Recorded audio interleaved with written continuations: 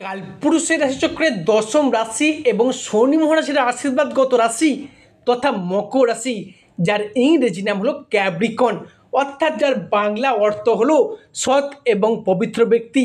তবে মকর রাশির জাতক বা জাতিকারা নিজেদের পরিবার পরিজনদের কাছে সর্বদা সৎ ভাব দেখাতে পছন্দ করেন।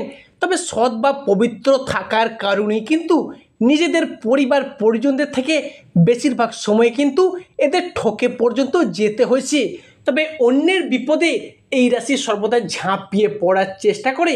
তবে অন্যের বিপদে ঝাঁপিয়ে পড়ার কারণে অনেক সময় নিজেদেরকে বদনামেরও ভাগিদার পর্যন্ত হতে হয়েছে। তবে এই মকর রাশির সামনে আসছে বিশাল বড় একটা পরিবর্তন, যার প্রস্তুতি কিন্তু আপনাদের এখন থেকেই নিতে হবে। আগামী 1 আগস্ট শুক্রবার দিনটি থেকে আপনার রাশিকে ছেড়ে দিয়ে চলে যাচ্ছেন শনিদেব, যা ঠিক এই সময়কালের মধ্যেই আমরা শুক্র এবং শনির একটি মিলিত সংযোগ দেখতে পাবো কালপুরুষের রাশিচক্রের দশমতম রাশিতে।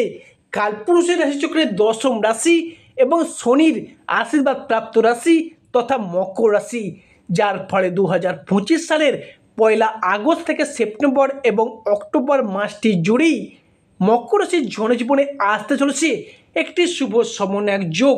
যেহেতু শুক্র মকর রাশির সাপেক্ষে জ্ঞান, প্রবৃত্তি, আমাদের বিলাসিতা, সফলতা, আমাদের সুখ ও আনন্দ, এমনকি আমাদের ভাগ্যচক্র, এই সমস্ত বিষয়গুলিকে যেহেতু নিয়ন্ত্রণ করে, তাই মকর রাশির এত দিন ধরে চলে আসা দুঃখজনক পরিস্থিতি, কষ্টদায়ক পরিস্থিতি, ব্যথা বেদনা যন্ত্রণা, এই সময়কালগুলিকে আপনারা এতদিন যাবৎ যে কাটিয়ে এলেন, এবার কিন্তু 1 আগস্ট থেকে আপনার রাশির সাপেক্ষে শুভ সংযোগে শুভ পরিবর্তন ঘটতে চলেছে। তো প্রিয় দর্শক বন্ধুরা, আজকের আমাদের এই আলোচনাটি হতে চলেছে প্রতিটি গ্রহ নক্ষত্র এবং প্রতিটি ছায়া নক্ষত্রের অবস্থান এবং নক্ষত্রগত ট্রানজিস্টের উপর ভিত্তি করে। কোনো মন গড়া কথা কিন্তু আমাদের ভিডিওয় আলোচনা করা হয় না। প্রিয় দর্শক বন্ধুরা, আপনারা যদি মকর রাশি বা ক্যাপ্রিকর্ন রাশি জাতক বা জাতিকা হয়ে থাকেন, আজকের এই ভিডিওটি থাকতে চলেছে আপনাদের জন্য। ভিডিওটি স্কিপ না করে আপনাদের মূল্যবান সময়টিকে নষ্ট করে দেখার অনুরোধ রইল। ভিডিওটিতে অবশ্যই একটি লাইক দিয়ে যাবেন এবং স্বয়ং শনি মহারাজের আশীর্বাদ পেতে কমেন্ট বক্সে অবশ্যই শনি মহারাজের একটি নাম লিখে যাবেন। দেখবেন আপনাদের জীবনে চড়ার পথে জীবনের প্রতিটি পদক্ষেপে শনিদেবের আশীর্বাদ অবশ্যই পাবেন। জয় কর্মফলদাতা গ্রহ শনি মহারাজের জয়, জয় অঞ্জলিপুত্র মহাবলী বজরং বলী হনুমানজির জয়। হরে কৃষ্ণ, রাধে রাধে। আজকে আমাদের এই বিভিটি অ্যাস্ট্রো বাংলা বাস্তু টিপস ইউটিউব চ্যানেলে আপনাদের সকলকে স্বাগত জানাই। আশা করি আপনারা সকলে ভালো আছেন এবং সুস্থ আছেন। আজকে আমাদের বাংলা রাশি ফলে আলোচনার কেন্দ্রবিন্দুতে যে রাশিটি থাকতে চলেছে সেটি হলো কালপুরুষের রাশিচক্রের দশম রাশি তথা মকর রাশি। আজকের এই মকর রাশির আলোচনায় শনিদেব হলো এই রাশির অধিপতি গ্রহ, তাই নিজের ধৈর্য এবং কোয়ালিটির উপর ভর করে এই রাশির জাতক বা জাতিকারা সফলতার শীর্ষে উঠতে পারেন। শনি মহারাজের গুণধর্মী স্থির স্বভাবজাত মকর রাশির মন, তাই জীবনটি সম্পূর্ণ গুছিয়ে এবং বেঁচে থাকতে চায় রাজকীয় ভাবধারায়। চিরকালীন স্বাধীন চিত্তার মানসিকতা নিয়ে এরা এগিয়ে চলার চেষ্টা করে। এই মকর রাশির মানুষেরা নিজেদেরকে সর্বদা একই সিদ্ধান্তে স্থির রেখে এগিয়ে চলার পথে এদের জীবন এগিয়ে আসে। এরপর কিন্তু শনিদেব মকর রাশির তৃতীয় এবং চতুর্থ ঘরকে ছেড়ে দিয়ে বেরিয়ে যাচ্ছেন মকরের অষ্টমে, যাচ্ছেন দ্বাদশে। তাই মকর রাশির জাতক বা জাতিকাদের ক্ষেত্রে মকর রাশির এই তৃতীয় চরণের সাথে কোন কোন দিক থেকে সচেতনতা, কোন কোন দিক থেকে শুভফল প্রাপ্তি ঘটতে চলেছে, তা আজকের ভিডিওতে আমরা সেটাই আলোচনা করতে চলেছি। যেহেতু শনিদেব মকর রাশির তৃতীয় এবং চতুর্থ ঘরকে ছেড়ে দিয়ে চলে যাচ্ছেন, তাই যে কোনো ধরনের রিলেশনশিপ বা সম্পর্কের জায়গায় বড় পরিবর্তনটি আসতে চলেছে। যে কোনো ধরনের রিলেশনশিপ বা সম্পর্কের জায়গায় অবশেষে মকর রাশির জাতক বা জাতিকাদের মধ্যে সম্পর্কের জায়গাগুলিতে একটা দীর্ঘদিন ধরে জমে থাকা দুঃখ কষ্ট, বদনাম, ইগো, অভিমান, অবহেলা সমস্ত কিছুকে পিছনে রেখে এগিয়ে আসার পথে অনেকগুলি শুভ পরিবর্তন কিন্তু বৃদ্ধি পেতে দেখতে পাওয়া যাবে। এমনকি মকর রাশির সম্পর্কের জায়গাগুলিতে থাকছে সুপ্রশস্ততা, ইগো বা অভিমানগুলিকে দূরে সরিয়ে রেখে সম্পর্কগুলিকে একটা জোড়া লাগানোর একটা ইচ্ছা, একটা প্রত্যাশা কিন্তু বৃদ্ধি পেতে লক্ষ্য করা যাবে।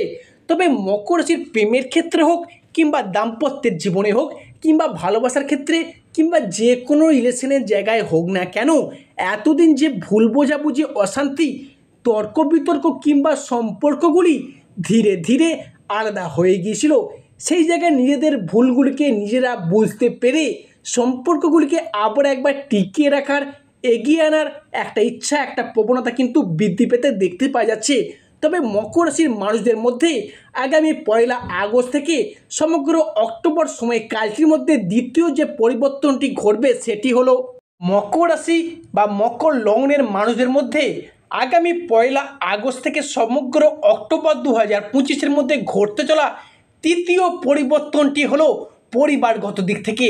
পরিবারগত দিক থেকে আপনার রাশির চতুর্থ ঘরকে বিশেষ করে দেখা হয়, কারণ এই চতুর্থ ঘর থেকে বাড়ির পরিবেশ, গৃহস্থ, সামাজিক মান সম্মান ইত্যাদি কিন্তু বিচার করা হয়ে থাকে।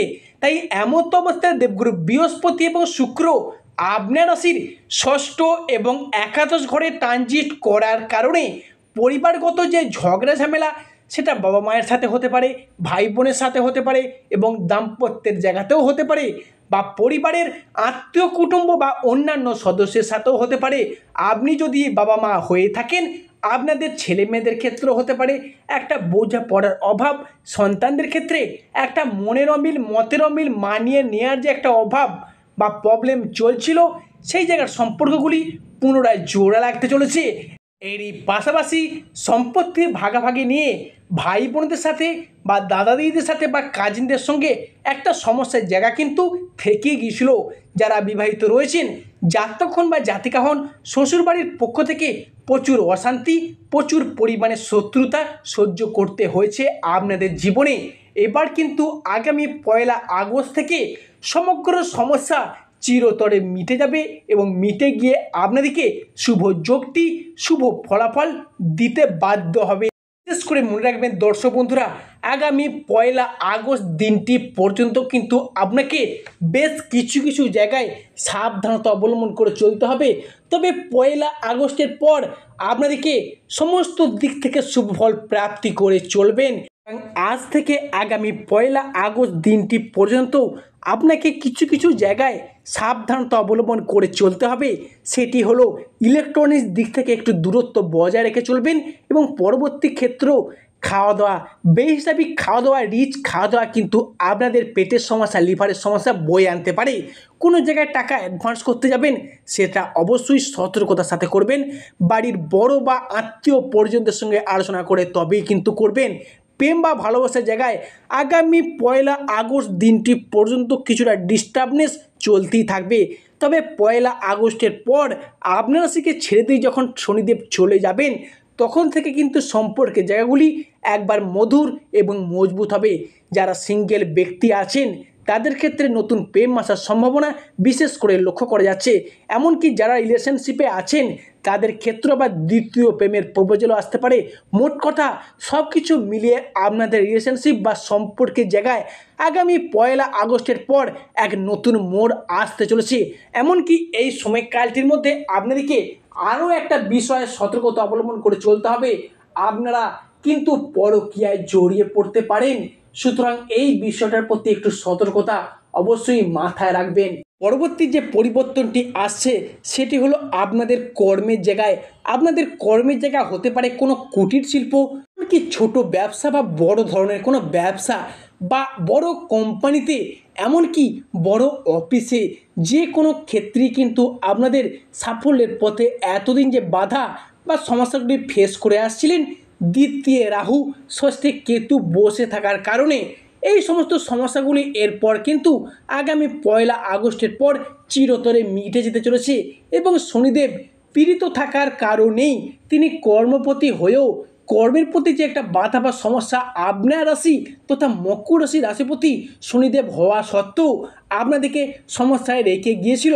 মূলত যারা বেকার বেরোজগার হয়ে বাড়িতে আছেন, চাকরি প্রাপ্তির অবস্থায় পর্যন্ত রয়েছেন, আপনাদের ক্ষেত্রে চাকরি প্রাপ্তি বা চাকরি প্রাপ্তির জন্য প্রচুর পড়াশোনা করছেন, প্রচুর পরিমাণে স্ট্রাগল করছেন, আপনাদের ক্ষেত্রে 1 আগস্টটি সময়কালটির মধ্যে যদি কোনো রকম চাকুরিমূলক পরীক্ষা, কম্পিটিশনমূলক পরীক্ষা, কোনো রকম প্রাইভেট সেক্টরে চাকুরির ইন্টারভিউ পর্যন্ত থেকে থাকে, সেই জায়গাটা থেকে একটা শুভযোগ, শুভ সূচনা আসতে চলেছে। এরই পাশাপাশি যারা পেশাদারি কাজের সাথে যুক্ত রেখেছেন নিজেকে, বিভিন্ন স্কুল কলেজ বা যে কোনো ধরনের কন্ট্রাকচুয়াল কাজের সাথে যুক্ত আছেন, তাদের সেই কাজের জায়গায় বেতন বৃদ্ধি, উচ্চ পদপ্রাপ্তি বা পদোন্নতি বা ট্রান্সফারের জন্য যদি আপনারা আবেদন করে থাকেন আপনাদের উচ্চ কর্মকর্তার কাছে, সেদিক থেকে একটা শুভ যোগ, শুভ সুযোগ আসতে চলেছে বিশাল মাত্রায়। এই পাশাপাশি মকর রাশির মানুষদের এতদিন ধরে যে ব্যবসার জায়গায় সমস্যা কাটিয়ে এসেছেন, এতদিন যে কোনো নতুন ব্যবসা শুরু করতে গেছেন, ব্যবসা শুরু করার পর থেকেই আপনারা যেন রসাতলে তলিয়ে যাচ্ছেন, লসের মুখোমুখি হচ্ছেন। এবার কিন্তু সেই জায়গা থেকে ব্যবসার জায়গায় এতদিন যে সমস্যাগুলি কাটিয়ে এসেছেন সেগুলি পুরোপুরিভাবে রিকভারি করতে পারবেন বা কম্পিটিশনের মার্কেটে নিজেকে টিকে থাকার লড়াইয়ে সফলতার শীর্ষে পৌঁছে দিতে পারবেন। এমনকি যারা ঋণের সাথে জর্জরিত, সেটা পারিবারিক কারণে হোক, ব্যবসার ক্ষেত্রে হোক বা অন্যান্য কোনো সমাজে বা সংসারে প্রয়োজনে হোক, এতটা পরিমাণে ঋণ নিয়েছেন যে এতটা পরিমাণে ঋণ আপনার জীবনে কখনোই নিতে হয়নি। তাই আপনার রাশি অর্থাৎ মকর রাশির সাপেক্ষে ঋণ মুক্তির একটা শুভযোগ লক্ষ্য করা যাচ্ছে। তো প্রিয় দর্শক বন্ধুরা, আজকের আমাদের আলোচনাটি শেষ পর্যন্ত শোনার জন্য ধন্যবাদ। সর্বশেষে শনি মহারাজের আশীর্বাদ পেতে কমেন্ট বক্সে অবশ্যই শনি মহারাজের একটি নাম নিয়ে যাবেন।